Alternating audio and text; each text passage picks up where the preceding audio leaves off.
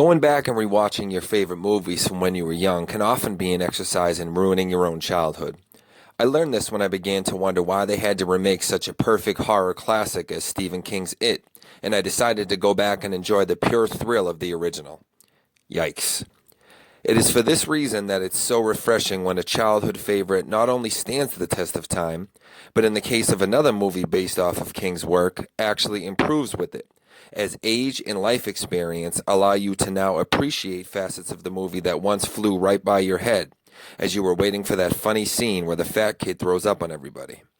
I'm talking, of course, about Stand By Me, a 1986 movie based off of Stephen King's novella The Body, which follows four childhood friends on their journey to find a dead body after one of them overhears the older kids talking about its location. The premise is simple but intriguing. A story about growing up and the end of innocence that every young person must eventually come to grips with. But, like any coming-of-age story, it's the characters, and not so much the plot, that really suck you in and get you invested in the outcome. All four friends are relatable. We all know kids like these four kids. Hell, most of us were one of these four kids. The shy one lacking confidence, the socially inept kid that doesn't pick up on social cues, that one kid that always seems to be more advanced, always a step ahead of his friends, and the one that's just a little off for some reason. At this age, about 12, we lacked the experience and understanding to know why kids around us were like they were, but we all sensed who was who, even back then.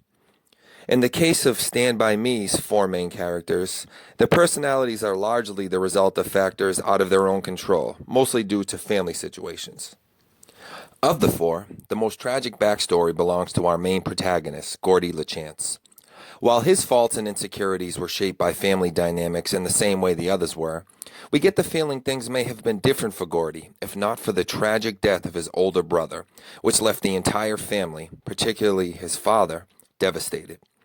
Unable to deal with his son's loss, the elder LeChance withdraws and becomes angry, taking it out on the only son he has left, even telling him at one point he wishes it was Gordy that had been the one to die, and not his brother. This is about as devastating of a thing as a kid could ever hear, and perfectly explains Gordy's shyness, trepidation, and lack of confidence he exhibits throughout the film.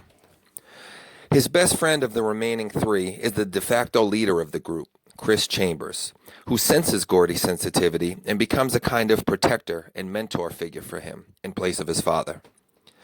Things haven't been so easy for Chris either, being born to a family of criminals in a small town where everybody knows everybody. People are expecting him to follow in his family's footsteps and do wrong, which, of course, causes him to do just that when he steals a jar of money from his teacher. This leads to one of the more emotional scenes in the film, when Chris confesses to Gordy that while he did steal the money, he felt guilty and returned it, but his teacher hid that fact that it was returned, bought herself a new dress with the money, and allowed Chris to still go down for the crime. This is devastating for him, bringing him to tears, because it breaks the trust of adults for him that we all naturally have as children. It's a big part of his end of innocence, a major theme in the film, and likely a contributing factor for his advancement beyond the other boys. Often, we find that those that were more advanced among us were so because they were the most damaged, the most thrust onto adult-level problems while we were still enjoying our youthful naivety. Teddy Duchamp is the third friend, who's a little off due to having a father who went berserk in the military. When his dad's condition is brought up during the journey, it causes him to go crazy, and we can see that not only has it affected him, but we also see how aware he is of what's going on around him. Even the comic relief of the group, overweight and socially inept Vern, is relatable, despite lacking the grim backstory shared amongst his friend group. We all knew a kid like Vern. Hell, my Vern looked just like Vern. So off the boys went on their morbid adventure, braving woods, bridges, and trains to get to their destination. I remember feeling a sense of wonder as I watched this movie, wondering if they really were going to find a dead body. While I'm sure I'd seen many crazier premises by that age, I think it was the fact that I related to the group of kids so much that I couldn't imagine them actually finding a dead body, because I couldn't imagine myself finding one. But sure enough, they do. leading to a memorable conflict with the older kids over who gets the glory of claiming the body. Gordy really evolves here, deciding to shed his fear and bravely protect Chris for once, instead of the other way around, as he pulls a gun on the leader of the older kids' group and forces them to retreat.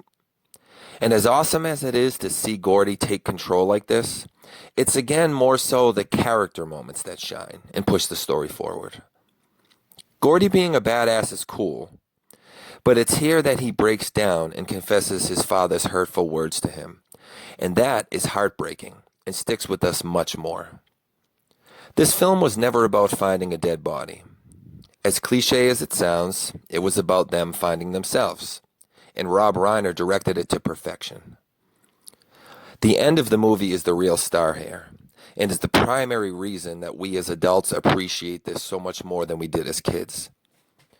As the boys arrive back in town, an older Gordy narrates their fates to an all-too-familiar script. The four boys didn't stay best friends.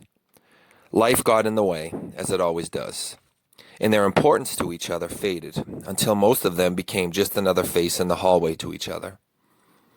I couldn't appreciate what that meant at 12, or even fully in my later teen years either. It's only as an adult, looking back at all those faces that have faded throughout my life, and wondering what could have went different, that I truly have learned to appreciate the weight of what once seemed like such a simple and matter-of-fact line in a movie. The saddest outcome belongs to group leader Chris Chambers, who managed to achieve his dream. He became a lawyer and moved out of the small town that never really gave him a chance. It truly seemed like a storybook ending for a kid who wanted to prove he was more than just a bad kid. But just as we're feeling happy for him, he fades away into nothing, and we learn he was recently stabbed and killed, breaking up a fight he had nothing to do with. It's a moment that truly highlights how tragic the randomness of life can be, and how it's this randomness that's responsible for so much of both the good and bad.